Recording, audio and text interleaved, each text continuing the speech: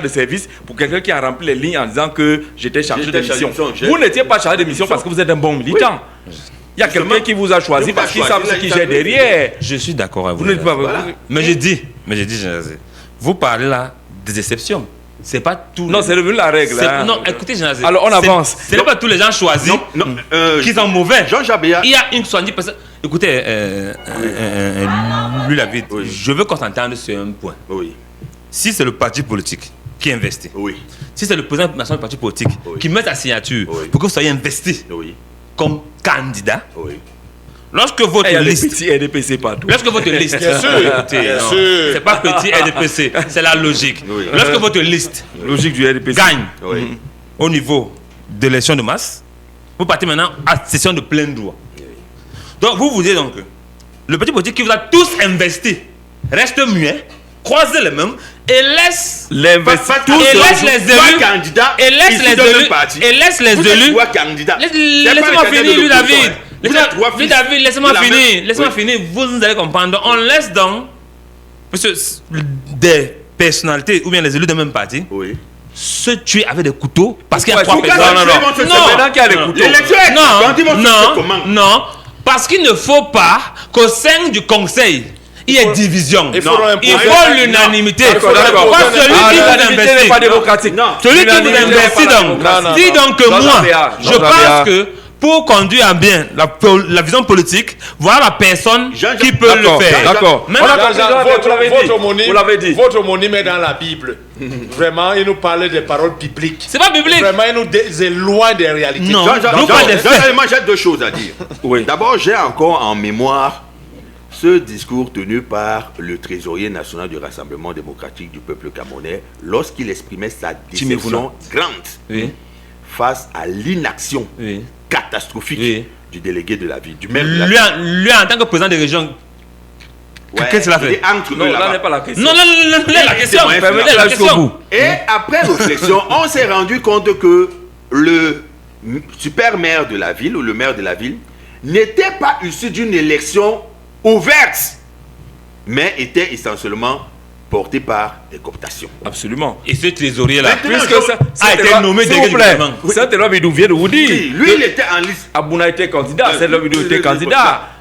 Mais on a ignoré tout cela. Bon, maintenant, deuxièmement, Jean-Jacques Béat, je vous dis que tout ce qui devrait être simple et à quoi on donne une coloration de compliqué relève aussi de la sorcellerie.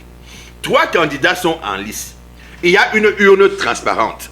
Ceux qui ont vocation à vous êtes d'abord tous des militants. Vous êtes d'abord tous du Vous avez traversé les premiers tamis, tous les tamis. Ça veut dire que vous êtes des bons militants. On n'a plus rien à vous reprocher. Si vous arrivez là. Le collège électoral est strictement constitué de vos camarades. Ce n'est pas l'opposition.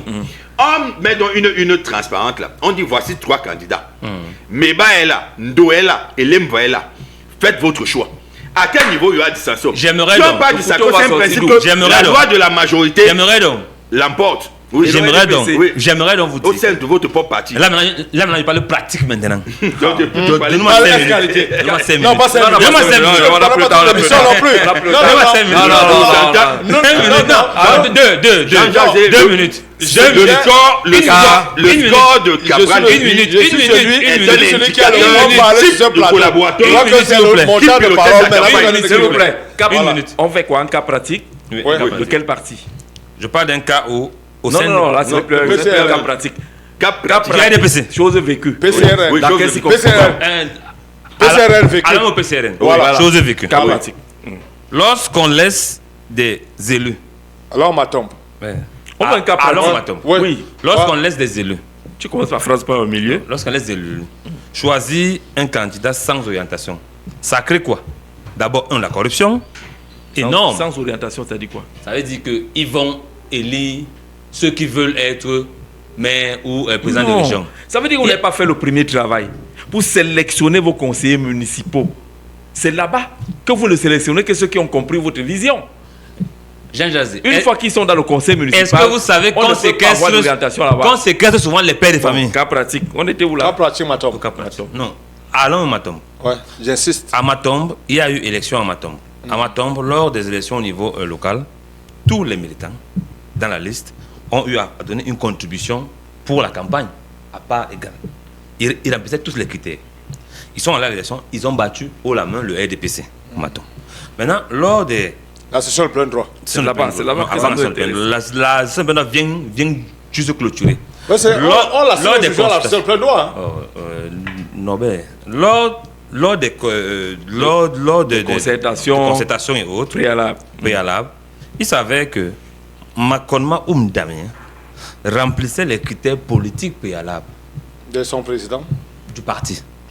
Puisque chaque parti dresse mais c'est votre information. Chaque parti dresse un portrait robot. Je vous parle de celui qui écrit tout ça. Chaque parti dresse un portrait robot de celui qu'il pense être à la tête de l'exécutif. Et à ma tombe, Makonma Damien cochait plus de cases que les autres. Et c'est fait donc, il a donc été normal ou naturellement porté à la tête exécutive. Ignoble Fils a été placé comme adjoint au maire pour consigne parce que Ignoble Fils est un technocrate avéré. Il n'est pas politique. Il est un technocrate vérifié et avéré. D'ailleurs, c'est un aîné à moi. Du coup, voilà ce qu'a été fait à ma tombe. Écoutez-moi bien, fils de ma tombe. Toi qui écoutez-moi. Je t'écoute. Quand la liste est arrivée, et c'est moi qui portais le courrier à ma tombe. Le pli fermé. À ma tombe, nous sommes allés voter pour faire. On a donné la proposition. Nous sommes allés en salle. Et en salle, quand on a dit qui est le candidat, normalement, le représentant ouvre le pli fermé et il lit. Et quand il lit, il présente le pli fermé. Maintenant, le problème n'a pas été ce que tu veux soutenir à cet instant. Il ne soutient pas, c'est le maire. Écoutez, c'est un autre candidat qui s'oppose au choix du président du parti politique PCRN et ça crée donc une cacophonie. Le choix du président n'est pas le choix du parti. Le président national préside aux destinées du parti politique. D'accord, donc c'est lui. C'est-à-dire qu'il est quand même à la tête d'un bureau politique et le bureau politique s'assoit. Non, du coup, le président signe. Quand on dit signer, président national. Mais c'est pas on ne dit pas signer Jean-Jacques Béat. C'est pas sa volonté. Parce qu'il a un bureau politique national qui l'aide à président politique. Mais c'est signé président national. Oui. Maintenant, à la fin, donc, il y a eu un incident parce qu'il y a un autre candidat qui a levé le doigt, qui lui veut s'opposer à l'ordre du président national. Ça crée une cacophonie, une division. D'accord. D'où sort donc votre frère que vous soutenez, je ne soutiens pas, c'est l'actuel maire. Je sais qu'il est de votre village. Non, il n'est pas de mon village. Ma mère de Dogbéa, n'est pas de Dogbéa. Du coup, donc, ce n'est pas Dogbéa, donc. Non, du coup, donc, il y a donc. Et c'est très compliqué tout ça. Et c'est la voie la plus facile. L'autre qu'on. La voie la plus facile. Jean Jazé. La voie la plus facile. Et je le dis ici, c'est l'investiture. Lors du conseil de plein droit, la voie la plus facile, c'est le vote. Et qui sera toujours la voie la plus facile, Jean Jazé, c'est que la discipline du parti doit régner. D'accord. Et le nom qui vient du parti doit être respecté. D'accord. Alors, on apprend que dans le littoral, on a refusé la liste que Tundingwa est venu avec, le nom, qu'on serait en train de passer au vote. On relative tout cela. Dans le sud. Oui, les gens disent qu'on ne veut pas l'enveloppe là. Et ceux donc qui sont opposés, donc, s'il vous plaît. Et celui donc qui va donc gagner là, doit donc savoir qu'il va subir les sanctions du parti. C'est normal. Il n'y a pas de problème. Il y a le mandat impératif est nul, même si on le sanctionne après. Et s'il travaille bien. Mais il sera d'abord sanctionné. La volonté du peuple. Le parti politique a des règles. Il sera d'abord sanctionné. Donc vous voulez qu'il y ait des élus sans légitimité? Non. La légitimité vient lors de la campagne de la ville Lobé. Lui, David Lobé, on ne vote pas le maire David Lobé. On ne vote pas le maire. On vote un conseiller. On ne vote pas le maire David Lobé. Les conseillers votent un maire. Ça veut dire quoi? Ça veut dire que lorsqu'un conseiller part battre campagne dans son village, le suffrage est peut-être indirect. Le suffrage est peut-être indirect, mais les conseillers ne vont pas faire leur volonté là-bas. Nous choisissons quelqu'un qui va parler en notre nom. Avec le conseiller municipal, le conseiller régional représente la volonté de la population. Il faut qu'on nous écoute, qu'on écoute les populations. Alors on apprend que dans le littoral, on dit votre affaire est là que discipline. C'est de l'indiscipline. Cette loi nous a dit que c'est même le désordre dans cette affaire-là. Jean Jazé, vous ne prenez que des gens qui ont subi, des gens qui sont les dissidents. Équilibré, c'est l'information. Non, c'est la dissidence. C'est la dissidence. La démocratie, c'est le suffrage universel ou suffrage indirect où on choisit des conseillers. Jean-Jacques, mais là, les conseillers vont s'asseoir là-bas. Le comportement de Jean-Jacques sur ce plateau. Imaginez donc les locales sur le terrain, ça va se jouer au couteau.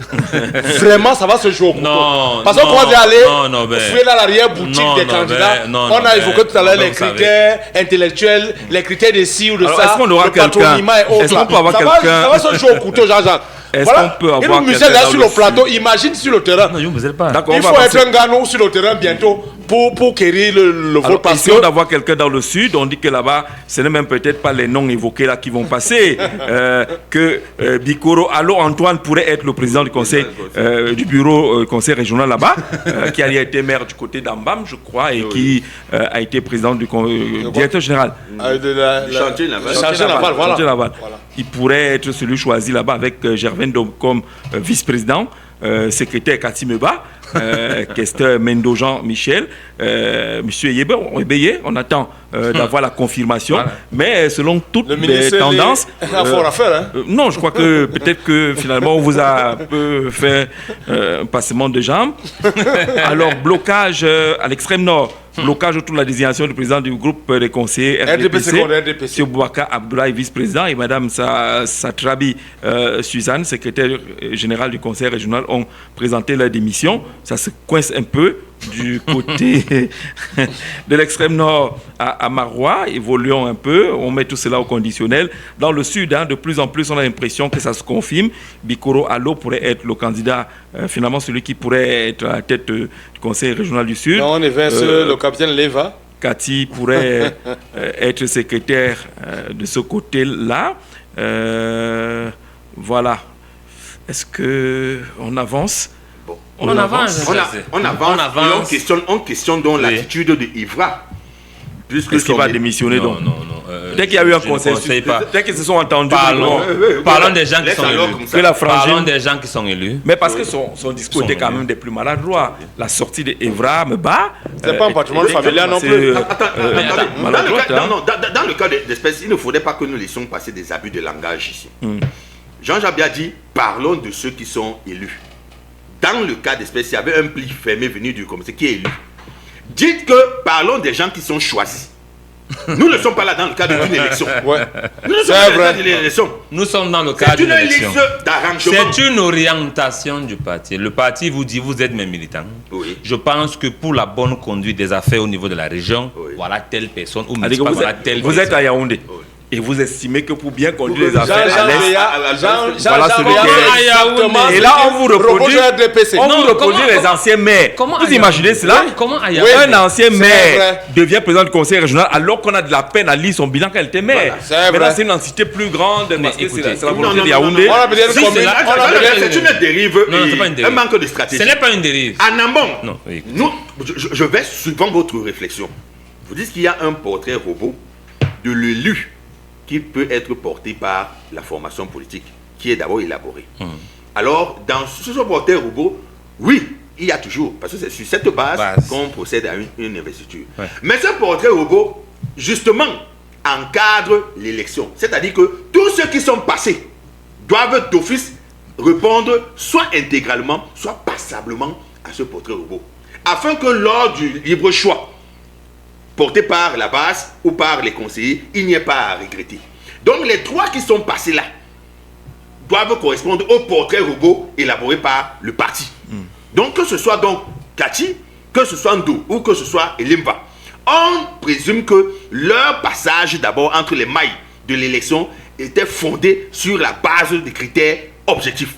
Deuxièmement, tout élu doit surfer sur deux leviers pour que son action soit aisée. Il doit jouir d'une légalité et d'une légitimité. Lorsque vous n'avez pas de légitimité, je vous dis qu'il y a comme cette houle de malédiction qui plane au-dessus de vous et qui vous empêche même d'exercer sereinement votre métier. Regardez Yaoundé. Est-ce qu'on a besoin d'utiliser des circonlocutions langagères pour dire que notre capitale politique est dans un état préhistorique? Est-ce qu'on a besoin de le dire? S'il faut donc maintenant indexer les responsabilités, mais dans la chaîne des responsabilités, on commence par le maire de la ville. Or, qui n'est pas le messie attendu. Les micmacs qui ont sous-tendu son arrivée à la tête de cette municipalité. C'est un homme qui n'a pas de légitimité politique. Mais il a plutôt été encadré par des mécanismes opaques et obscurs. Vous appelez donc quoi la légitimité politique? Je vous prends au mot. Oui. Donc, ceux qui étaient ces candidats, c'est l'exercice. Ceux qui étaient opposés, c'est le libre choix. C'est le libre choix. Je vous ai dit, lui, David Lobé. Du libre choix de lui, David Lobé. Oui. Ceux qui sont élus oui. de manière directe, oui. il y a le président de la République, il y a les députés. Oui. Il dit suffrage universel direct. Quand on sort du suffrage universel direct, on entre dans le suffrage indirect au niveau du choix. Les choix. Au niveau du choix. On impose au les niveau choix. Du choix. Il faut chuter. Des exécutifs. On n'impose pas le choix en parti. On n'impose pas le choix en parti politique, Nobel. On donne une orientation. Une orientation. Ah, vous savez, c'est de votre une rhétorique. orientation qu'on donne. Maintenant, vous êtes libre, comme à Douala tout à l'heure là. Puisque ce général est en direct, les informations, comme à Douala. On peut donc maintenant, de manière libre, s'opposer à l'orientation et décider d'être candidat. Et ça ne va pas changer le processus. Il y aura donc vote. Pourquoi il y aura donc vote. Pourquoi menace dans le sanction? On dit que la discipline du parti est non négociable. Écoutez, c'est une chape de plomb sur la tête. Écoutez, c'est ceux qui vont lever le petit doigt. Même quand votre nom arrive, il y a toujours élection. Hein.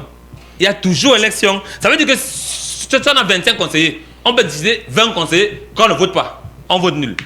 Pour montrer qu'on ne veut pas de vous. Pour donc arriver là, laissez-les choisir librement. Mais quand à quoi servent les orientations qui ne servent à rien? Quand le sous-préfet dit, voilà ce qui est arrivé. Qui s'oppose à cette décision pour qu'il enregistre, puisque lui aussi fait un cahier. Non, le sous-préfet ne dit pas qui s'oppose. Le sous-préfet ou le préfet dit que la session de plein doit être ouverte. Qui est candidat? Qui est candidat? Il y a donc quelqu'un qui va se lever. Il dit que lui, il est candidat. Que au nom de la discipline, voilà le candidat que le RDPC présente. Oui. Voilà. Quelqu'un dit que maintenant, le RDPC, le sous-préfet ne bloque pas. Y a-t-il encore un autre candidat? Voilà. Tu lèves. Donc c'est une orientation. Non, mais c'est là où Soman lève le doigt pour moi. Tu vas être sanctionné. Soman a eu 2 mandats, une n'a rien fait pour moi. Donc, il faut laisser ça. Il faut laisser ça. C'est vous qui avez détruit Soman. Soman brigand 3e mandat. Vous. 3e mandat que c'est chez lui. Voilà, c'est sa maison. Vous avez tout fait pour le C'est sa maison. Allez, on a fini aujourd'hui. Demain, on aura forcément tous les noms des présidents des conseils régionaux. On essaiera d'évoquer les cas. Mais ça préfigure des locales qui arrivent, les législatives. Oui, naturellement.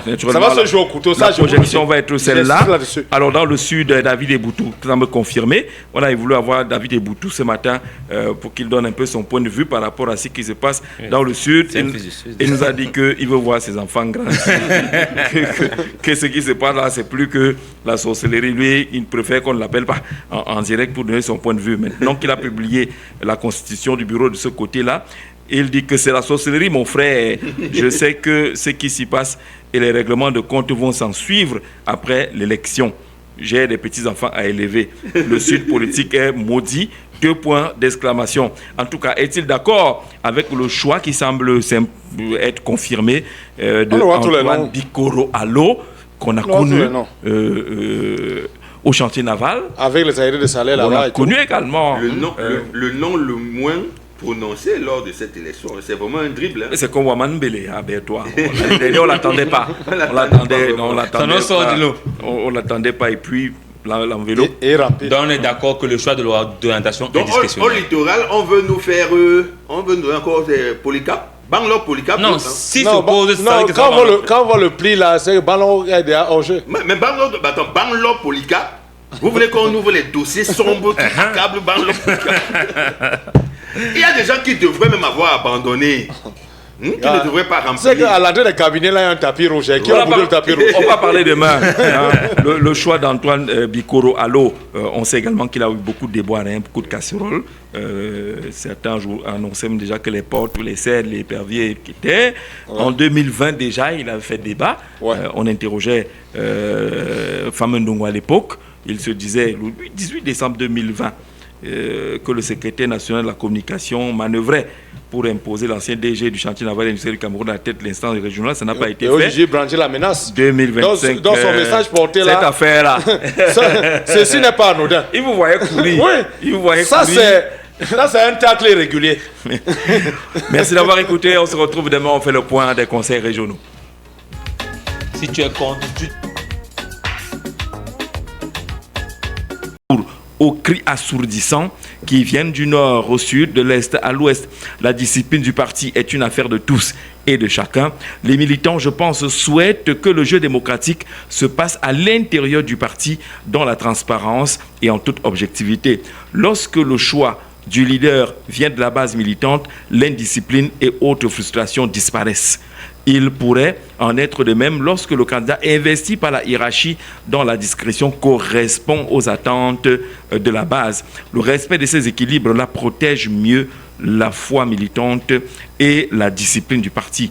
Qui vivra verra, a dit le président de la République. C'est ce que le ministre Michel-Ange Anguille dit ce matin. Norbert Olivier Baudet, que se passe-t-il au sein du Conseil régional du Sud? On assiste un peu à cette histoire écrite par Guillaume Yonombia, 3 prétendants, un mari, lui qui est l'auteur des chroniques de Mvoutessi. Nous restons dans le sud pour dire qu'il s'agit là, il y a un siège pour 3 prétendants. Deux monsieur et une dame, mais maintenant c'est la dame, le nom de la dame qui fait le plus jaser parce qu'il y a une filiation, il y a une proximité avec le président de la République fraîchement réélu en octobre dernier. Pourquoi ça ferait jaser? Et du coup, une certaine opinion pense que le Cameroun n'appartient pas à la même famille. Que tonton a fait. Est-ce qu'il faut la condamner parce que l'analyse du président n'est-elle pas en mesure de conduire un conseil régional? Jean, vous ne connaissez même pas la bonne, c'est qu'il y a comme un effet boomerang aujourd'hui. Même un artiste musicien en train de subir les foudres de cette affaire, de cette proximité avec l'ethnie Boulou. On lui a même fermé, Dynastie Lotique pour ne pas le nommer, on lui ferme les portes des concerts à cette fin d'année et il s'en plaint même à bouche que veux-tu que voilà. Donc je dis, on a nos 3 prétendants, on a le candidat sortant Emmanuel Vélin, ancien capitaine des Lions Indomptables, l'épopée 72. On a Gervais Eric Ndo, qui est par ailleurs commandant de douane, qui était vice-président du bureau d'exécutif sortant. Et il y a maintenant la nièce du président de la République, Kati Meba. Mais là, il y a tout un débat. Et tout le monde dit, Kati veut briguer la présidence, Gervais veut briguer la présidence. Maintenant, le candidat sortant brandit un peu le bilan des 5 ans passés. Je rappelle que le sortant a réussi à mettre sur pied une radio et une télé pendant les 5 ans passés. Il a fait quelques dons dans les établissements scolaires, mais la base militante. C'est le conseil qui a fait le don ou bien c'est Elemva? Mais le conseil est chapeauté. Si on dit Capital FM a fait quelque chose, d'abord c'était Jean-Jacques. Non, si on dit Capital FM ça va. Mais si on dit Jean-Jacques a fait un don, parce qu'il peut le faire, indépendamment de la radio. Justement, mais alors est-ce que le conseil régional du Sud a prévu faire les dons? Il y a toujours l'étiquette Capital FM qui va coller sur la peau de Jean-Jacques. Donc maintenant, il y a donc tous ces débats. Et il y en a même qui sont allés jusqu'à sortir les CV. J'ai suivi une vidéo d'une sudiste hier, candidate malheureuse il y a quelques années à la Fédération camerounaise de football, qui indiquait même que Kati n'a pas voté au chapitre, elle n'aurait pas eu le bac, ça allait dans tous les sens. Non, on n'exige pas le bac là-bas. On n'exige pas le bac là-bas. Mais j'ai dit, il est question aujourd'hui que la base alors militante... le problème c'est quoi? Est-ce que c'est la tête des gens qui se sont prononcés pour être candidats, ou alors c'est une question relative à la discipline du parti où on voudrait imposer un choix venant de Yaoundé? Essayons d'avoir l'avis de l'analyste socio-politique Pierre Blaireau-Niemec. Bonjour Pierre. Bonjour Jean-Jacques Zeu. Merci de retrouver les marcheurs de la capitale ce matin sur Capital FM. Alors, que se passe-t-il dans le sud? Élection des membres du bureau exécutif du conseil régional. Contrairement à la volonté du parti, on a 3 candidats dans le sud, ce qui semble irriter la hiérarchie du parti, du moins le secrétariat général. Comment comprendre ce qui se passe là-bas? Est-ce que c'est une bataille entre la volonté de la base et les choix de la hiérarchie? Oui, mais Jean-Jacques Zeu, il est de notoriété publique que le RDPC se réduit ou veut se réduire à son élite. Oui. Mais un parti politique, ce n'est pas que l'élite, ce n'est pas que le sommet. Et nous dénoncions déjà sous d'autres cieux le processus des investitures, oui, qui très souvent ne prennent pas en compte la volonté de la base. Vous ne pouvez pas souhaiter que les gens soient toujours dirigés par ceux qu'ils ne veulent pas.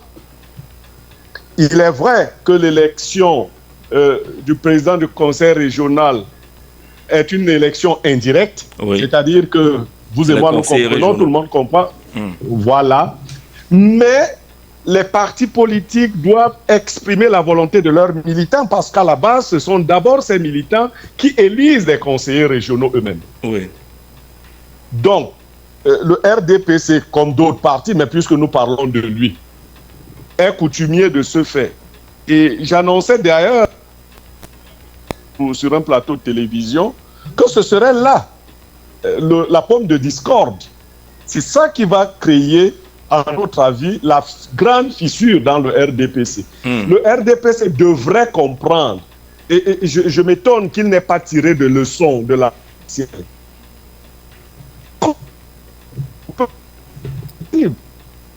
Cela s'est fait pendant trop longtemps. Vous avez des maires que personne ne connaît dans la circonscription. Vous avez des présidents de conseils régionaux sortis de nulle part, de la volonté des faiseurs de roi. Non, ça ne peut... On dit que c'est un rassemblement, le RDPC. Ça devrait donc être un parti populaire. Parmi les 3 candidats, j'ai le privilège de connaître 2. Quand je dis les connaître, je les connais. Cathy Meba, notamment, et le président V sortant. Voilà. Je connais ces 2 candidats. Mais est-ce que Cathy Meba serait victime d'un délit de patronyme? C'est ce qu'on a l'impression. Moi qui vous dis là. On a cette impression-là. Moi, je vous dis parce que je la connais, c'est une jeune dame qui se bat sans tenir compte de son nom. Oui. D'ailleurs, ces combats, quelquefois, sont iconoclastes. On a l'impression même que des fois, elle rame à contre-courant de l'idéologie générale du parti, ou bien, je vais dire, de la famille, des ténors du parti. Et vous la retrouverez difficilement se revendiquant de la famille présidentielle. Et encore que ce ne soit pas un délit, ce qu'on attend des membres de ces familles, c'est qu'ils fassent leurs armes eux-mêmes. Qu'ils fourbissent eux-mêmes leurs armes. Mais on n'attend pas non plus qu'on les victimise à la base, parce que Cathy Meba serait la nièce du chef de l'État, elle n'aurait pas... Non, c'est une autre discrimination. Et vous voyez les mouvements qui se passent tout autour, ils indiquent bien qu'il y a un candidat qui est le candidat de l'élite du parti, et il y a une candidate qui serait la candidate de la... Oui. Le gros risque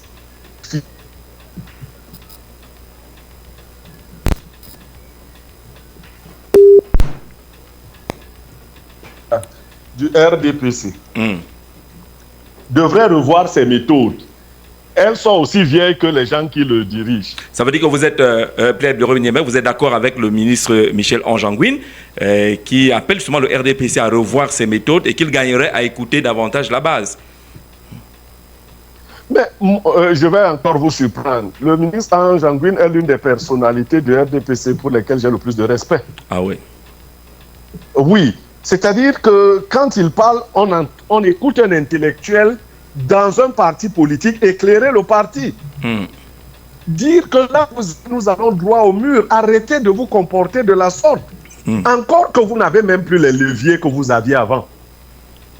Mais je ne sais pas comment il faudrait montrer ça au RDPC. Et je vais vous dire, si la volonté des militants de la base n'est pas respectée lors de ces régionales, vous en verrez les conséquences au niveau des élections locales.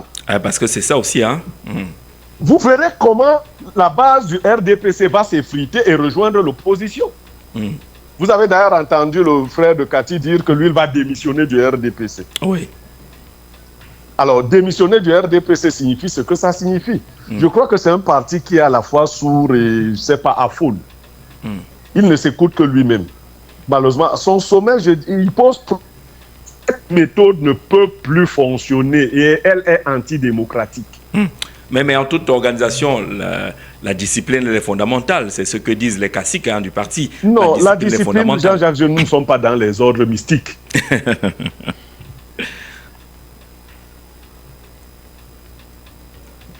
Alors, est-ce qu'on a encore Pierre Blériot? Je dis nous ne sommes pas dans des ordres mystiques. Il faut tenir compte des états de service des gens. Vous-même, on ne peut pas vous enfermer dans un carcan sous le prétexte de la discipline et faire passer des coquins et des copains. Non. La discipline, c'est laquelle? Il faut qu'on adhère. Jean-Jacques Rousseau disait l'obéissance à la loi qu'on s'est prescrite est liberté. Mais il faut qu'on soit prescripteur de cette loi-là. La discipline ne veut pas dire que le sommet va toujours dire... Non, là, c'est autre chose. C'est pas ça la discipline. Là, c'est ce qu'on appelle la dictature. Mais c'est un peu le mot de passe maintenant. Il faut revoir ces méthodes. C'est un peu le mot de passe maintenant, discipline. Hein. Vous allez en politique, le RDPC dit discipline. Vous prenez l'équipe nationale du Cameroun, on dit discipline dans les Lions indomptables. Gage de succès et de réussite. Non, vous savez, je ne voudrais pas évoquer cet autre aspect-là, vous permettrez, parce que aucun homme qui s'illustre lui-même par le non-respect de sa hiérarchie ne peut parler de discipline. La discipline, c'est autre chose. C'est un concept qui n'est pas si abstrait que ça. La discipline, ce n'est pas le fait de mater. Jean-Jacques, nous avons des enfants. Quand vous attendez de vos enfants qu'ils soient disciplinés, il y a un minimum de respect, il y a un minimum de considération que vous leur accordez. Voilà. Donc, on ne traite pas les gens comme des bêtes de somme et on parle de discipline. Il faut respecter les états de service des gens. Moi, je dis, qu'on soit de la famille présidentielle ou ailleurs, qu'on soit un militant de la base ou simplement du sommet, il faut montrer ses états de service. Et je ne veux pas juger si le président veut. Il a fait ce qu'il a pu de ce côté-là. Il est normal que quelqu'un aspire. Pourquoi d'ailleurs on veut toujours s'éterniser? Pourquoi? On peut faire un mandat et se retirer. Pourquoi il faudrait qu'on ait seulement des vieillards un peu partout? L'exemple vient d'en haut. Bon, ce n'est pas un exemple. Chez nous, les exemples, c'est ce qui est bien. Ce qui n'est pas bien n'est pas un exemple. D'accord. On dit chez nous, dans ma langue, qu'on n'imite pas le mauvais danseur. Quand vous allez à une fête, vous observez quelqu'un qui danse bien et vous essayez de faire comme lui. Vous n'essayez pas de faire comme celui qui danse mal. Ce n'est pas un exemple, c'est un contre-exemple en fait.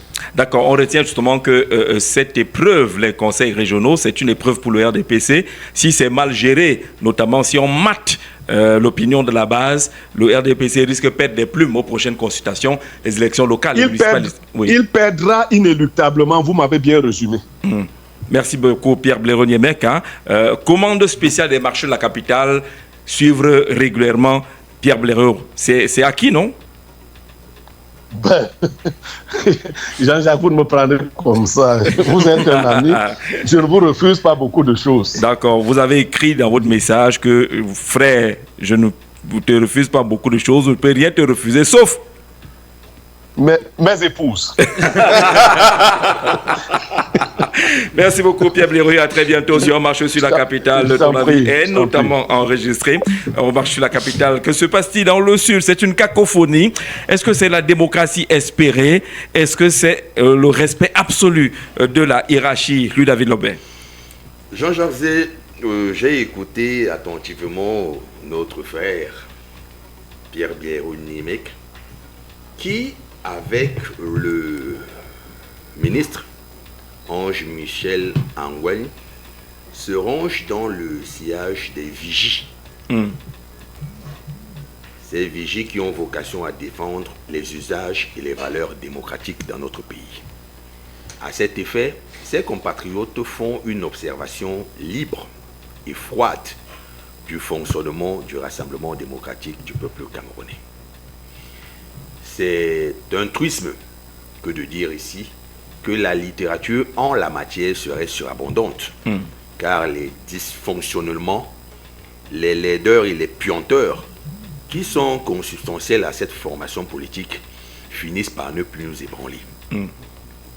Ce qu'il faut davantage noter ici, c'est qu'un parti politique ne saurait plus être simplement un tremplin ou un escabeau pour parvenir à des fonctions électives.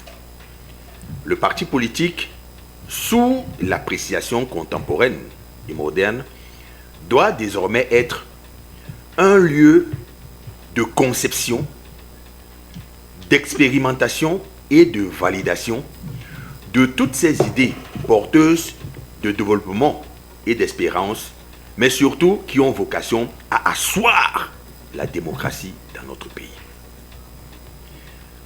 La note qui a été publié par le secrétaire national à la communication de ce parti, qui met en relief la force de la discipline, est une entorse à la liberté de penser, à la liberté de choisir, qui sont les fondamentaux de la pratique démocratique.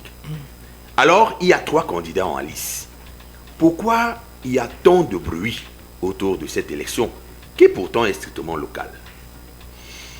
Il y a la dame Kachimeba, qui, nous dit-on, ne devrait pas souffrir d'un quelconque délit de patronyme.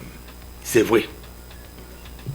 Appartenir à une famille régnante ou à une famille ayant réussi dans un quelconque domaine d'activité ne devrait pas faire de vous un damné n'ayant place au chapitre nulle part.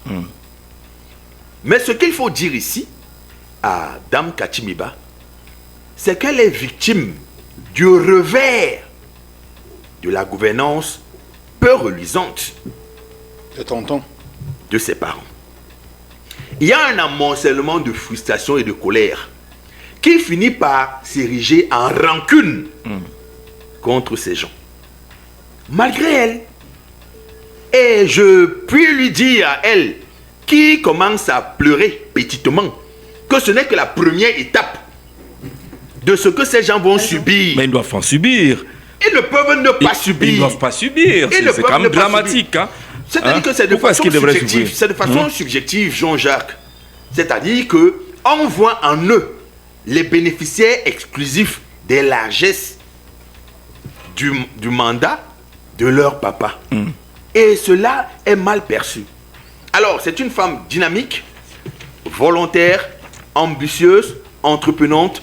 Mais malheureusement, cela n'est pas suffisant pour créer ce capital sympathie au sein des masses populaires et laborieuses, mais surtout au sein du corps électoral, ceux qui doivent voter. Mais elle est soutenue par la base. Elle est prétendument soutenue par la base. Elle est extrêmement populaire. Cette base s'est indignée. Parce que sa manière de fonctionner, justement, elle se détache un peu du fonctionnement strictement familial. Oui, de ce point elle se bat avec des associations et autres pour se créer son passage. Pourquoi est-ce qu'elle ne serait pas aujourd'hui choisie? Elle ne s'appelle pas Bia d'ailleurs. Son attitude personnelle, ses actions, ses œuvres peuvent militer en faveur d'elle et donc la positionner comme une candidate sûre à la conquête de la région du Sud. Mais il ne s'agit plus que de cela. Il s'agit d'autres paramètres. Son jeune frère est venu à la rescousse de la grande sœur. Et dans cet élan de solidarité fraternelle, il a posé un acte qui est assimilable à un impair politique impardonnable. Il nous a fait une espèce de chantage, nous le peuple camerounais, mais davantage à ses camarades de partis politiques. Parce qu'il faut même le dire ici, nous ne sommes que bénéficiaires de toute déflagration au sein du RDPC. Si ce parti peut même connaître une déliquescence totale, ce serait pour notre plus grand plaisir, Jean-Jacques Zé. Plaisir de qui? Nous, le peuple souverain, pas vous. J'ai cru plaisir de l'UMS. Nous, le peuple souverain. Si on nous dit même qu'il y a une espèce d'insurrection, de boycott de l'ordre établi de la hiérarchie au sein du RDPC, nous ne serons qu'être très contents. Alors, on essaie d'avoir Simon Metsengue sur cette question. Dans le Sud, 3 prétendants finalement un fauteuil et puis l'appel à la discipline du secrétaire général relayé par le secrétaire national à la communication du RDPC. Finalement, comment comprendre ce qui se passe dans le Sud? Certains ont dit que c'était une sorte de cacophonie. Simon Metsengue, bonjour. Bonjour Jean-Jacques, bonjour à tous vos auditeurs. Alors, est-ce que c'est d'une cacophonie qu'il s'agit dans le Sud? Non, il ne s'agit pas d'une cacophonie. Déjà sur le plan légal, chaque conseiller municipal régional, autant pour moi, peut être électeur et peut être éligible. Oui. Donc, potentiel candidat. C'est donc normal que dans la démocratie, dans les conditions populaires, celui qui se sent capable de pouvoir diriger le conseil régional l'exprime publiquement. Maintenant, cela ne va pas en contradiction avec ce que avec la circulaire ou le communiqué du secrétaire général par la voix du secrétaire à la communication pour ce. Nous on lisait pourtant une contradiction, Simon. Non, pas vraiment. Pas vraiment. Parce que, qu'est-ce qui se passe dans le procédé habituel? Ça fait toujours faire. C'est-à-dire qu'il y a plusieurs candidatures qui s'expriment. Et avant que la session de plein droit ne commence, il y a une réunion. Une réunion consensus. Des conseillers ou des conseillers régionaux qui est faite avant la session de plein droit. Réunion au cours de laquelle les candidatures sont présentées au groupe RDPC. Oui. Maintenant, il peut arriver de ce côté-là, soit un consensus, soit un vote en interne. Maintenant, donc, à la fin, donc, ils sortent, parce que là également, il y a ce qu'on appelle le mail qu'on lave en famille. Après quoi, donc, on organise donc, le groupe organise donc ceux qui ont été choisis pour la consultation, au cours du consensus, au cours du vote à l'intérieur. Et c'est eux donc qui sont présentés dans le plein droit, poste après poste.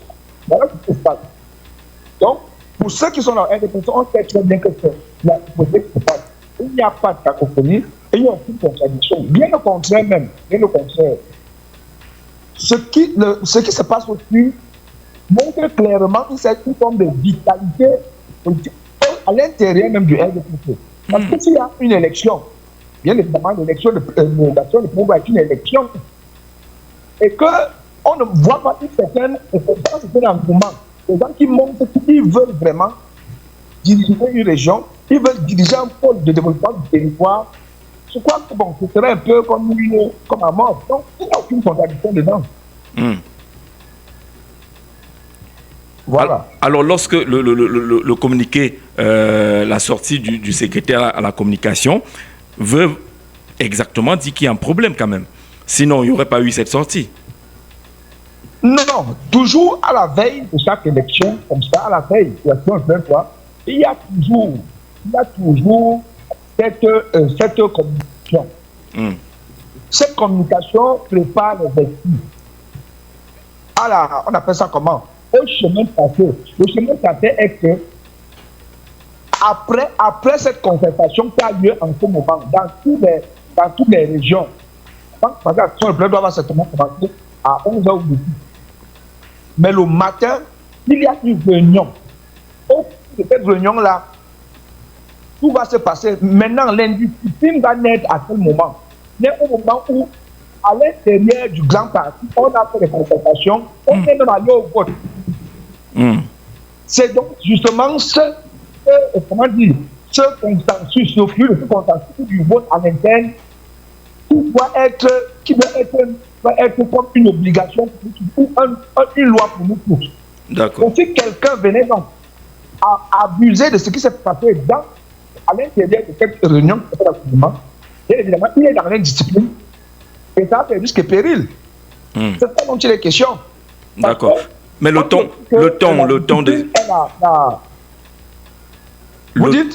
de ce message est quand même assez, j'allais dire, martial à la limite. La discipline du parti est non négociable, c'est écrit en gras.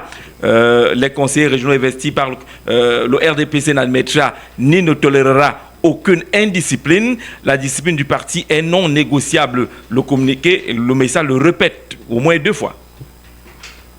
Oui, mais évidemment, ce n'est pas martial, pas un ton martial. C'est juste un ton un peu ferme. Parce qu'on ne veut pas aussi avoir des égarements. On ne souhaite pas avoir des égarements.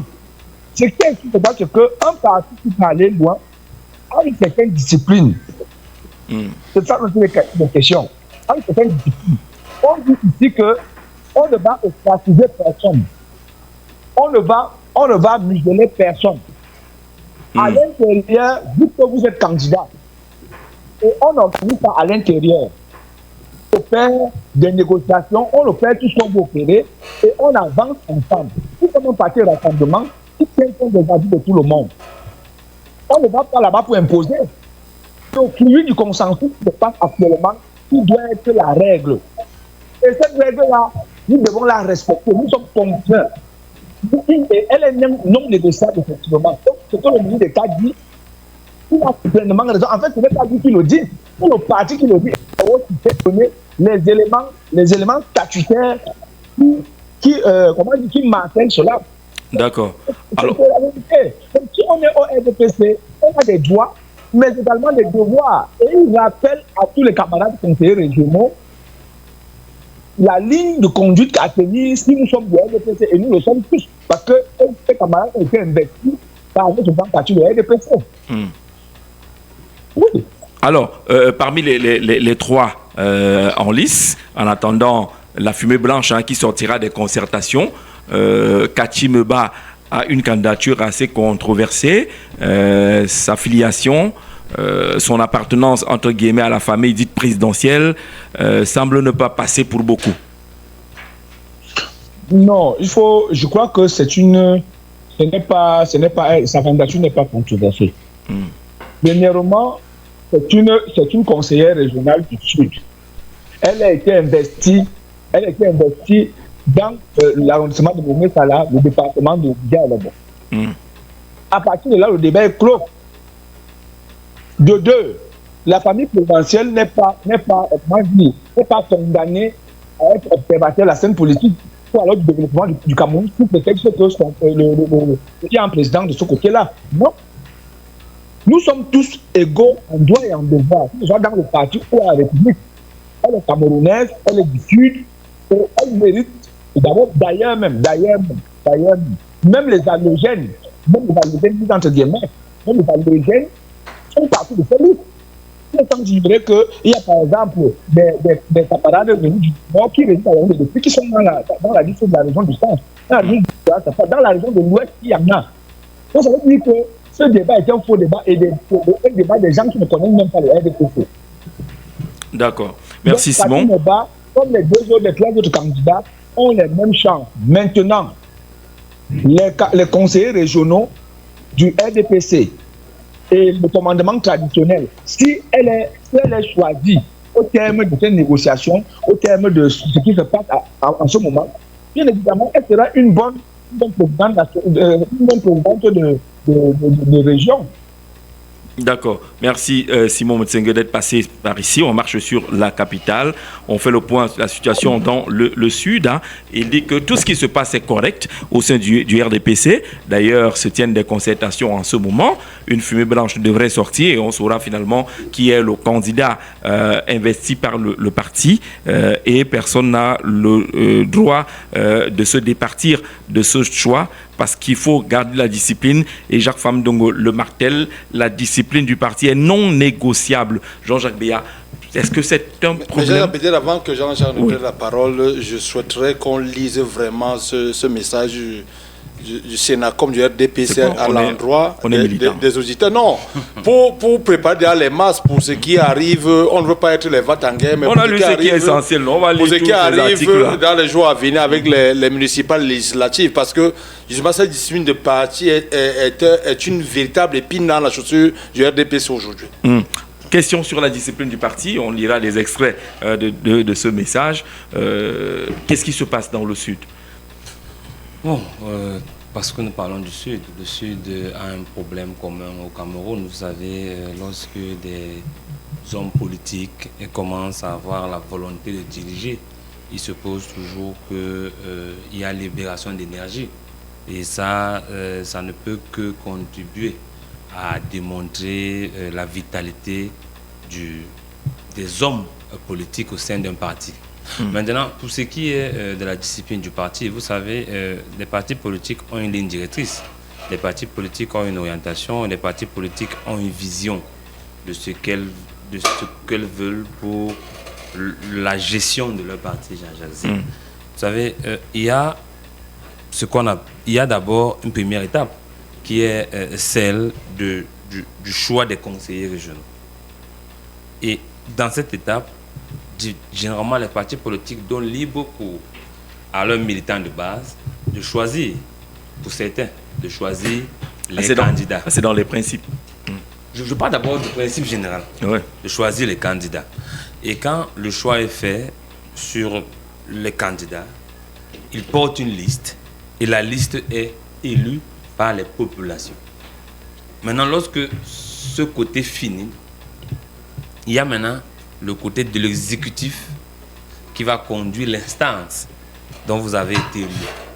Là-bas, les partis politiques, dans la majeure partie, donnent des consignes de vote et espèrent ou aimeraient que ces consignes soient respectées à la lettre.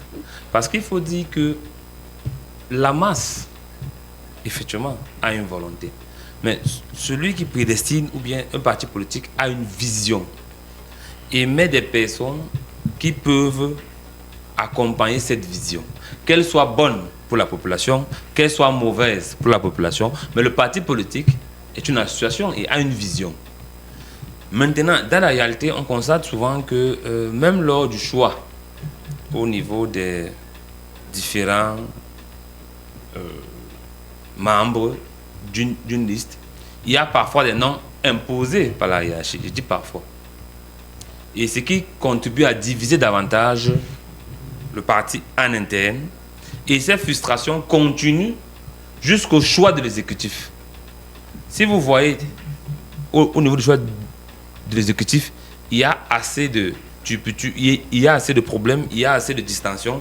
Ça veut dire que le problème n'est pas né de l'exécutif, du choix de l'exécutif. Le problème est né même du choix des militants qui doivent entrer dans la liste. C'est d'où le problème part. Et quand le problème part de là, au fur et à mesure qu'on avance, on crée des mécontents, on crée des malheureux et on crée des guerriers. Et à ce niveau donc, on ne parle plus d'une seule voix. On se dit, si le parti politique a décidé que c'est tel qui doit passer, tel qui avait l'assentiment de la base, aujourd'hui, je ne me plie pas à comment on appelle ça au RDPC, la discipline du parti, parce que discipline du parti il y en a plus, parce qu'ils ont bafoué même à la base le choix. Maintenant, Jean Jazé, il faut savoir que en politique aussi, il faut essayer de prendre certains paramètres pour faire le choix des exécutifs. Il y a le paramètre populaire qui est l'un des premiers paramètres. Il y a le paramètre de la compétence du poste qu'on va occuper. Il y a le paramètre de la relation humaine ou la relation sociale que la personne qu'on choisit entretient avec les populations d'une localité ou d'une région bien précise. Quand on regarde ces trois paramètres, on met des critères en place. Quel est le critère? Il y a maintenant un quatrième paramètre qui, lui, Jean Jazé, n'entre pas, en fait, que la population ne ressent pas entièrement. Parce que cela n'impacte pas directement la population. Le quatrième paramètre qui est le paramètre de la fidélité à la ligne directrice du parti politique et de son président national. Ça, la population ne connaît pas ce paramètre-là. Et c'est un paramètre qu'on ne met pas vite sur la table, mais qui prédomine aussi lors du choix donc de l'exécutif. Parce que vous pouvez avoir la popularité, vous pouvez avoir une bonne relation sociale et publique, vous pouvez avoir la compétence, mais être un dissident en interne. C'est le parti seul qui a les outils pour apprécier la fidélité, loyauté, ainsi de suite. Ce dernier critère-là, donc le parti sort donc ça pour faire prévaloir un choix. Il y a donc beaucoup de critères. On va essayer de prendre un marcheur au téléphone, Saint-Éloi Bidoum, qui connaît très bien le RDPC, même s'il a reçu une sanction il n'y a pas longtemps, sur ce qui se passe dans le Sud, qui pourrait être le miroir national. Saint-Éloi Bidoum, vous êtes sur Capital FM. Le programme On marche sur la capitale vous accueille sans toquer à la porte ce matin.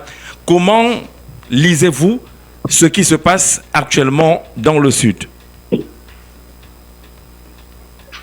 Je crois que le désordre du RDPC est en train de commencer par la famille du président. Le désordre. Parce que les uns et les autres se revendiquent d'être les neveux du président. Pour s'asseoir au fauteuil du président du conseil régional, il dit que nous, on s'est battu pour le président depuis longtemps. Et on leur demande de vous présenter leur fait d'armes. Mais ces neveux sont... Oui. Celui qui veut l'enlever, il prétend qu'il est vieux. Et qui est plus vieux? Leur père ou bien celui qu'on voudrait enlever au conseil régional. De deux, il ignore un certain nombre de choses. Le président Biya n'a jamais voulu mêler sa famille à la politique. Madame Cathy Meba n'est pas une enfant, c'est une adulte. Monsieur Ndo n'est pas un enfant, c'est un adulte. Si le président avait voulu d'eux et qu'il avait pris un seul instant à leur militantisme, il y a très longtemps qu'il les aurait positionnés à des postes. Comme il l'a fait, il a engagé 2 de ses 3 enfants en politique. Quand le président Biya est entré au palais d'étudier, il est entré avec 3 enfants. Il est entré avec Louis-Paul Motazé, il est entré avec Evou Mekou, et il est entré avec Franck Biya. Et je crois que 2 sur 3, il les a engagés sur le terrain politique. Et je crois que cette famille du président connaît très mal le RDPC. Le RDPC est une grosse machine et qui tient sa réputation à ce qu'on appelle la discipline du parti. Qu'ils ne se leurrent pas. Ils n'ont aucune chance. B. Emmanuel a un parcours politique. Il a été président de section. Il a été au quartier. On est allé le chercher pour le remercier pour servir de rendu à la nation. Qu'est-ce que les autres ont fait? Ils ont créé des grosses associations, la Presby, la Chantabi, la Brendabi, la Juniorbi, la Frambi, des conneries comme ça pour soutenir leur père, pour dire qu'ils soutiennent leur père. On avait besoin d'eux sur la scène politique. Je crois qu'il faut regarder les choses avec un peu plus de lutte. Mais Saint-Éloi Bidon, vous-même vous êtes victime du manque de discipline dans le parti. Est-ce que c'est toujours utile de brandir cet aspect d'indiscipline-là? C'est ça en fait le RDPC. C'est ça le RDPC. C'est le parti où le président est le moins démocrate de tous les présidents de partis politiques. Vous pensez que le président de ce côté? Non. Le président vous dit, le parti, c'est mon parti. Et ces lieutenants vous disent que c'est le parti de Paul Biya. Et c'est Paul Biya qui investit les candidats. Et Paul Biya a investi tel. Imoraoul Akoro. C'est ça le RDPC. Mais sauf que les militants là-bas semblent dire que c'est une tromperie, c'est une duperie, que certains profitent de cela pour imposer les leurs au nom de Paul Biya. De toutes les façons, Paul Biya n'a jamais démenti. Paul Biya n'a jamais démenti. Moi-même, j'ai été victime. On est arrivé aux élections du super-maire à Yaoundé. Je me suis porté candidat et on m'a opposé une feuille à distance en disant que Paul Biya a choisi. Vous n'avez même pas lu, vous ne savez même pas ce qui était écrit sur la feuille. Paul Biya n'a jamais démenti. Et il votait encore Paul Biya n'a jamais démenti. Oui, Paul Biya n'a jamais démenti. Il n'a même pas. Les gens, j'ai contesté. Le maire Abouna a contesté. Tout ce qu'on a récolté, c'était le maire Abouna un blâme et moi une exclusion de 106 mois. Ouais, le RDPC c'est un parti qui fonctionne et pour rien au monde, le RDPC n'acceptera de changer la discipline du parti contre la fraternité, l'amitié. Sinon, le RDPC n'existe plus. Là, vous vous arrêtez à la paternité. Oui. Là, votre lecture s'arrête au niveau de la paternité, sauf qu'il y a la base également. La base estime ne pas être comprise, ne pas être prise en compte dans les choix qui viennent de Paul Biya, du sommet du parti. Ça, ce sont les débats d'étudiants qui sont en train de mener. Je vous dis que nous sortons d'une élection régionale. Moi, je suis conseiller municipal et électeur. je ne peux pas vous dire où a été concoctée la liste de la région du département du Fundi pour lequel j'ai voté. Et personne, il n'y avait personne pour contester. Il n'y avait que Saint-Éloi pour dire au président du conseil régional que vous faites preuve de méchanceté parce que vous auriez même pu nous proposer votre fils. Et ça n'a pas empêché que le président valide cette liste qui est faite de tous les bras cassés au monde. Et les gens, ils font la gueule à distance. Quand ils vont entrer en salle, que le RDPC arrive, on vous dit, le président Biya a dit que c'est elle. Je veux voir celui qui va s'opposer. Mais on a eu les cas Yoki Onana qui se sont quand même aussi opposés à ces choix-là. Et les maires aujourd'hui. Le cas Yoki Onana, justement, il y a eu le cas Yoki Onana, il y a eu le cas Amournoma Régine, il y a eu le cas, comment s'appelle ton frère, le maire de Gelmodouga. Alex Mimban. Alex Mimban. Il y a eu ces cas-là. Mais la règle RDPC, c'est injuste. Moi, je me suis porté candidat au poste de super-maire. Le maire Abouna s'est porté candidat au poste de super-maire. Vous voyez l'injustice qu'il y a eu dans les sanctions. Il a coupé d'un blâme. Le maire Abouna est coupé d'un blâme. Et moi, j'ai coupé d'une exclusion de 36 mois. Wow.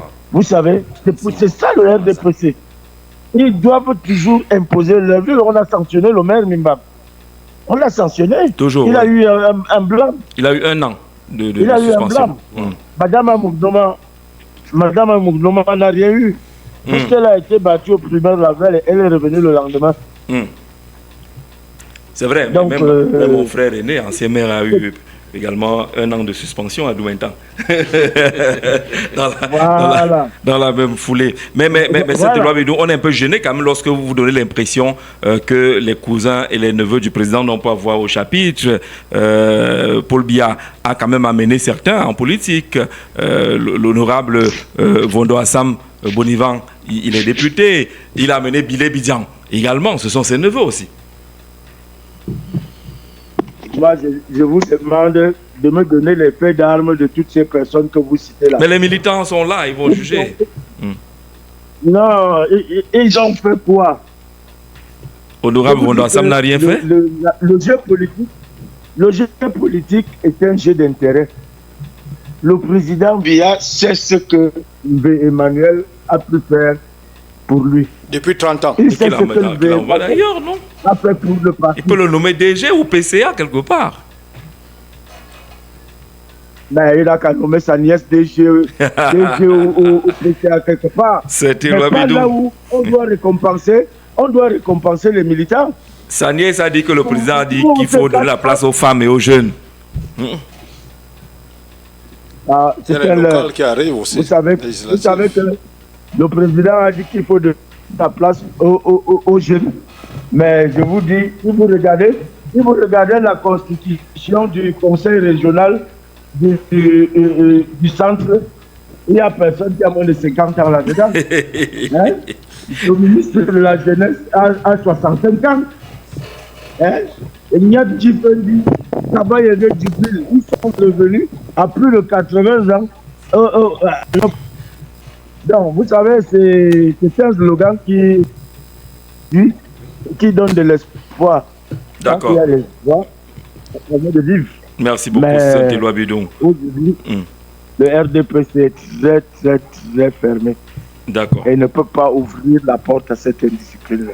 Le RDPC est un cercle très très fermé, dit Saint-Éloi Bidon, mais qui a aussi également ce que Norbert Baudet insistait tout à l'heure en disant les états de service, c'est aussi fondamental de ce côté-là. Oui, c'est le 4e pan que j'évoquais, qui est un pan qui, les hommes politiques aiment dire ça, que c'est le pouvoir discrétionnaire du parti.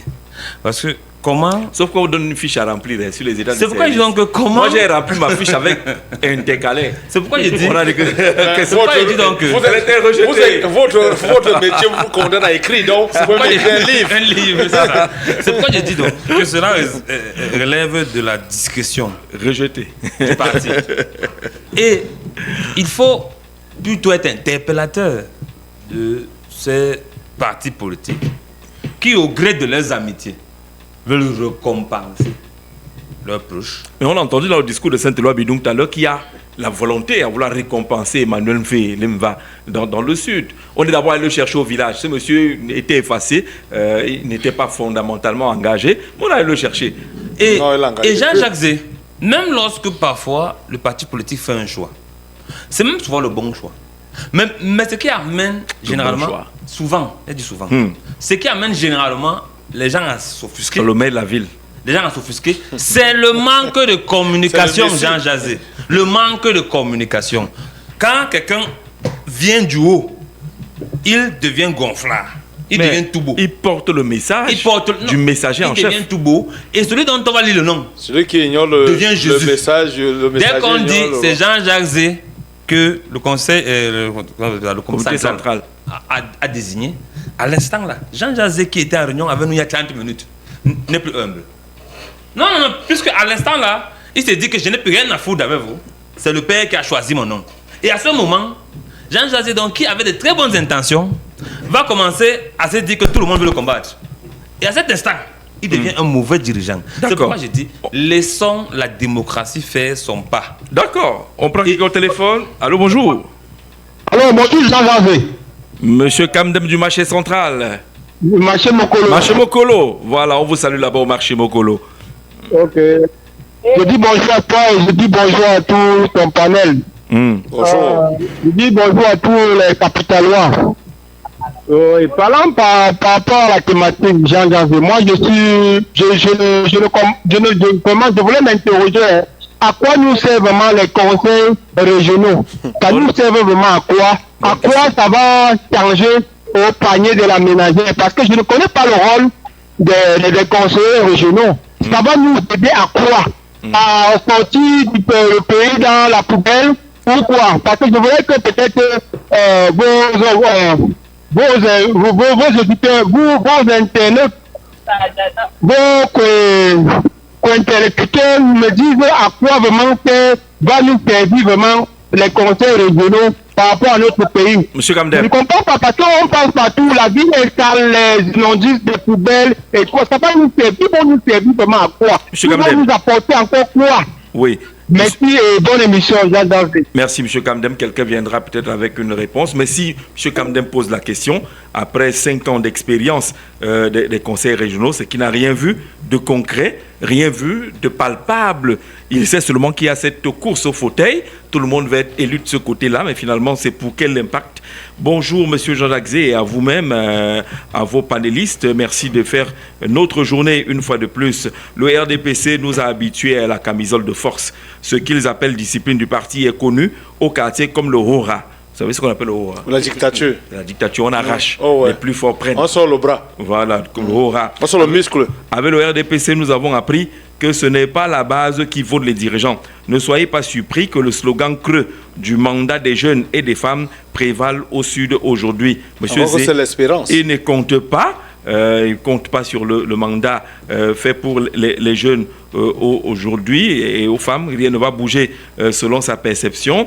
Peut-être qu'il nous annonce déjà qu'Emmanuel va certainement rempiler de ce côté-là. Alors, un ancien suspendu, 36 mois de suspension, vient de s'exprimer. Il vous dit que le RDPC est un cercle fermé, qui ne va pas s'ouvrir n'importe comment. Tous les choix qu'on a souvent considérés comme relevant du comité central ou des gens qui veulent manipuler n'ont pas été contestés par le président. Jean-Jacques ne va pas trahir, on va citer le nom de la personne ici, mais vous connaissez de qui je parle. Il y a un maire qui vous a dit que, sauf tremblement de terre ou mort, il va succéder à lui-même en 2026. Il vous l'a dit. Et donc, il ne vous parlait pas de ses états de service, mais vous parlez de son long bras. Décidément, au Cameroun, tout le monde a les longs bras de nuit comme de jour. et ça s'opère de plus, ça se matérialise davantage au RDPC. Donc, tout le travail qu'on fait là, les émissaires du comité central qui sont disséminés dans les 10 régions aujourd'hui ont déjà les consignes strictes. Ils ont l'enveloppe avec le nom marqué. Puisque avant, il y a des conciliabules, comme à Yaoundé aujourd'hui, il y avait un huis clos à 11h, je crois qu'ils viennent de s'achever. Au sortir de là, on a déjà un nom. 11h15. Voilà. Au sortir de là, on a déjà le nom. Si c'est Jean-Jacques Béat qui est là, bavardé. Amen. Bavardé et cette loi, vous a parlé de 2020. Ils votaient encore, ils étaient encore à l'élection au maire de la ville, que sur la photo faisait le tour des réseaux sociaux. On avait les reporters dans la salle en 2020. La photo du maire Messi faisait dans le tour des réseaux sociaux, alors qu'ils étaient encore en plein vote. Donc pour dire que la discipline aujourd'hui, même quand on enlève discipline, le vocable discipline, on met dictature du parti. Parce que c'est de ça qu'il s'agit. Non, c'est la dictature du parti. C'est la dictature du parti. Je ne peux pas être sur ce plateau et permettre que vous parler de dictature. Avant d'arriver à la dictature du parti. Avant d'arriver à la discipline, il y a la base. Oui. Le jeu démocratique. Pour choisir les membres qui vont appartenir à la liste. Le jeu démocratique. Oui, même la liste. Vous avez écouté tout à l'heure Saint-Éloi Bidon. Vous dites que est-ce qu'on les a consultés? Eux qui sont du collège et les électeurs, les conseillers municipaux, ils ne savent même pas comment la liste a été constituée. Tout ce qu'ils savent, c'est qu'on les a pris, ils sont allés voter, ils ont eu leurs 50 000. Jean-Jacques Béat n'arrondissez pas les bonnes, ne m'amenez pas ouvrir une boîte de Pandore. Non. Vous savez que la discipline du parti n'est qu'un vocable spécieux. On vient imposer. Moi, je connais un député qui, lors des investitures, avait eu 18% de voix. Il a pris son téléphone, il a lancé, il a mis en haut-parleur. Il est député aujourd'hui. Mais écoutez, il est député, il a été battu au primaire. Il a eu 18%. Il est député aujourd'hui. Et là, où on parlait des disciplines du parti, lui, David Lobé. Vous savez. S'agit-il d'une discipline ou d'une dictature du parti? Vous savez. Un député qu'on voit souvent, peut-être lors des séjours épars au village, qui salue les gens en passant. Parlez plutôt. Alors on a entendu les gens dire qu'ils ont peur de ce qui va se passer et qui pourrait avoir des conséquences aux prochaines consultations électorales. Et lui, David Lobe, dit que vraiment que ça se passe même ainsi, que le parti implose, ça pourra donner un peu d'espace à l'opposition. Mais on a quand même l'impression que le RDPC est en train d'aller sur une mauvaise pente là. Jean Jazé, les différents intervenants s'accordent autour d'une chose. Au sein du RDPC règne de l'obscurité et de l'obscurantisme. Vous avez pris en direct un militant de ce parti, Metsegui, qui par des prouesses intellectualistes, a voulu nous faire comprendre que ce qui peut se passer aisément avait besoin de se passer par étapes successives. Tout ce qui est donc lourd dans son processus de réalisation laisse subodorer qu'il y a anguille sur roche. Monsieur Bobitan, vous patientez un peu. Lui, David Lobé est en train d'exposer. Nous avons procédé à l'élection des conseillers régionaux. Tant bien que mal, l'élection s'est déroulée. C'est aux conseillers régionaux de choisir leur exécutif, ou du moins celui qui doit être à la tête de leur mandature. Des critères comme les faits d'armes, les états de service, comme ils appellent, les affinités, la loyauté. Ça, ce sont des excroissances démocratiques qu'on essaye d'inventer pour venir ternir la limpidité d'un processus électoral. Chaque conseiller régional sait clairement qui a voté. Puis, lorsque les candidats en liste sont présents, il y a 3 candidats. Alors, la commission dirigée par le ministre Joseph Lee doit simplement réceptionner les candidatures. Vérifier si ces candidatures sont en adéquation avec les règles du parti ou les dispositions électorales. Les critères de base évoqués ont déjà été pris en compte depuis avant d'être élu. À ce niveau, s'il n'y a plus besoin de vérifier les états de service. Non, il n'y a plus. C'est à la base qu'on vérifie les états de service. Une fois que vous êtes retenu comme conseiller régional, vous êtes éligible. Pas de souci. Pas de souci. Alors, si vous permettez de comprendre d'abord, M. Moubitan. Allô? Pourquoi m'empêcher? Allô? Ne t'empêche pas. Bonjour. Je fais le dilatoire. Allons-y, M. Moubitan, allons-y. Je n'autorise pas. Bonjour panel, bonjour au marcheur Jean-Jacques. Bonjour. Oui. Il faut dire, nous sommes là à l'épreuve de la démocratie. Elle est si difficile, Jean-Jacques. La démocratie. C'est pas évident. Tout à l'heure, le grand frère Louis David parlait de la loyauté. Vous pouvez me donner un critère objectif ou bien sur quelle base on mesure la loyauté d'un... Non, que Jean Gambia nous dise. Oui, mais attends, je veux... La loyauté, on dit ça par quoi? La boîte de Pandore maintenant, on ne m'a même pas ouvert la boîte de Pandore. Alors c'est vrai.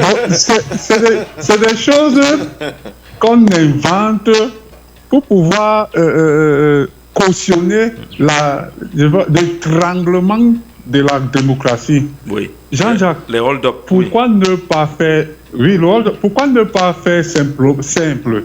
Au moment de faire la liste, on sait déjà qui postule au poste de président, de vice-président et de tout. Pourquoi voter d'abord les membres et maintenant venir... C'est le temps du marché, c'est le hangara politique. Non, franchement, on est où, Jean-Jacques? Le RDPC, Jean-Jacques, c'est pas un problème. Le souci, c'est que on a écarté la norme pour des récompenses. Du moment où on parle dans le postulat de récompenser des gens, on a tout faussé. Tout est faussé. Donc, il n'y a plus rien.